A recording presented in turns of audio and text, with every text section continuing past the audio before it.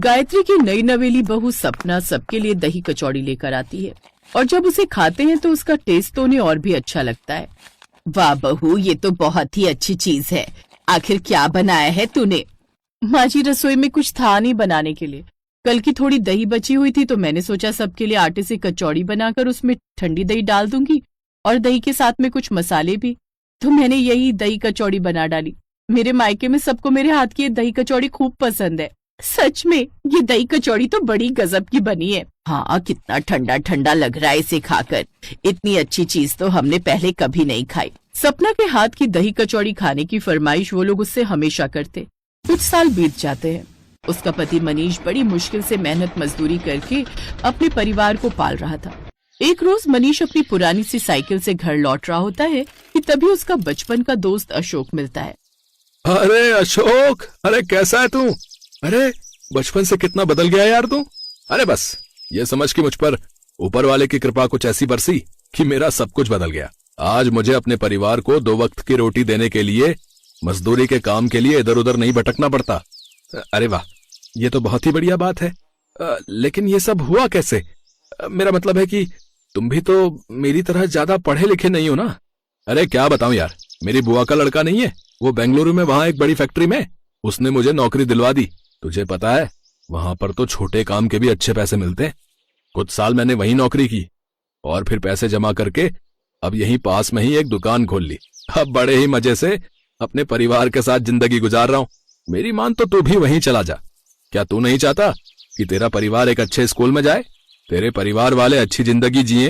है भाई, तेरी बहन के अच्छे घर में शादी हो। यार कह तो तू ठीक रहा है, लेकिन इस बारे में मुझे मेरे परिवार वालों से बात करनी पड़ेगी यार। घर आकर वो ये बात सबको बताता है। ऐसा है बेटा, तो तू चला जा कुछ वक्त के लिए, क्या पता हमारे भी दिन बदल जाए।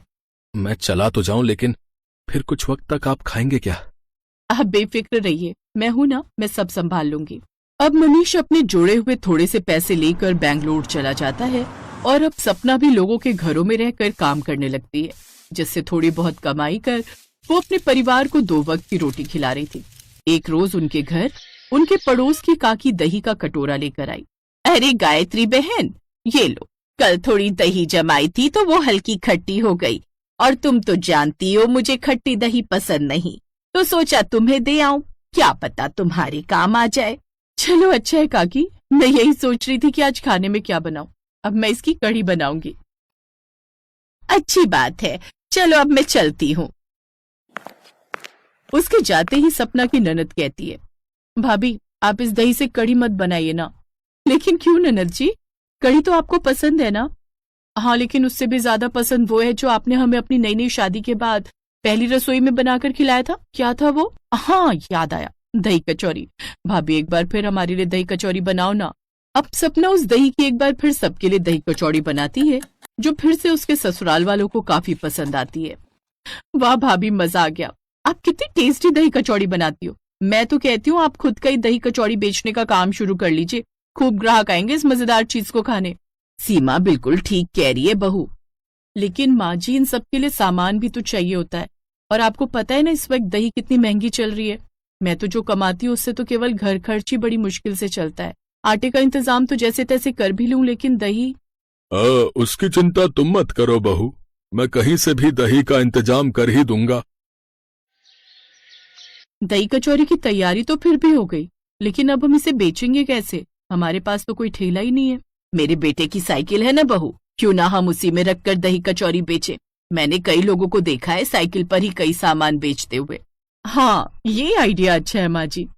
अब वो दोनों सास बहू मिलकर दही कचौरी बेचने के लिए निकल पड़ती हैं और सड़क किनारे जाकर लोगों को आवाज लगाने लगती हैं। आइए आइए, स्पेशल दही कचौरी खाइए, आइए आइए, सिर्फ 20 रुपए प्लेट। ऐसी लाजवाब खट्टी मीठी दही कचौड़ी आपने पहले कभी नहीं खाई होगी, आइए आइए।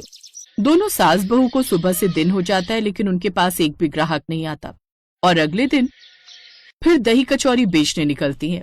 तभी उनके पास एक ग्राहक आता है। अरे बड़ी भूख लगी है, जरा एक प्लेट लगाना तो। जी अभी लगाती हूँ।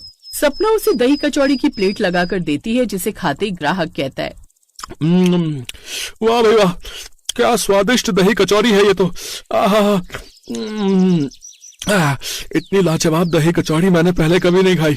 उस ग्राहक की बात सुनकर आसपास खड़े और भी लोग उन सास बहू के पास आने लगते हैं। ऐसे ही सास बहू को दही कचौड़ी बेचते हुए 1 महीना बीत जाता है। माँ जी, अगर इतनी कमाई होती रही तो ऐसे में घर चलाना मुश्किल हो जाएगा। बहू, हमारी दही कचौड़ी है तो लाजवाब। देख तो, तभी जो ग्राहक एक बार यहाँ आता है वो बार बार आता है। लेकिन मुझे लगता है हमारा यहाँ दही कचौड़ी बेचना शायद ठीक नहीं, क्योंकि यहाँ लोगों की ज्यादा भीड़ नहीं आती। तो फिर हम कहाँ जाकर बेचे माँ जी? मुझे लगता है हमें जो पास में ही बड़ा सा सिनेमा हॉल है ना, वहाँ जाकर बेचना चाहिए। अब दोनों सास बहू सिनेमा हॉल के बाहर जाकर दही कचौड़ी बेचने लगती हैं।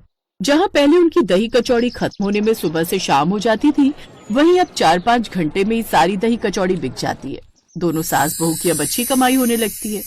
वाह बहू, आज तो बहुत अच्छी कमाई हो गई। अब से हम यही अपनी दही कचौड़ी बेचेंगे।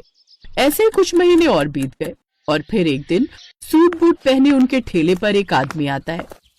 एक बढ़िया सी दही कचौड़ी अपने हाथों से हमें भी खिलाइए। कितनी देर लगा दी आपने आने में?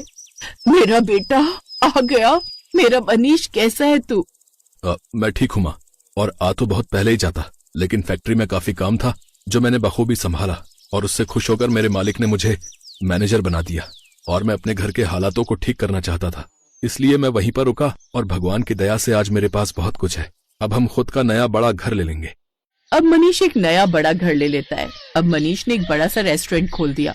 अब उनकी कमाई काफी ज्यादा बढ़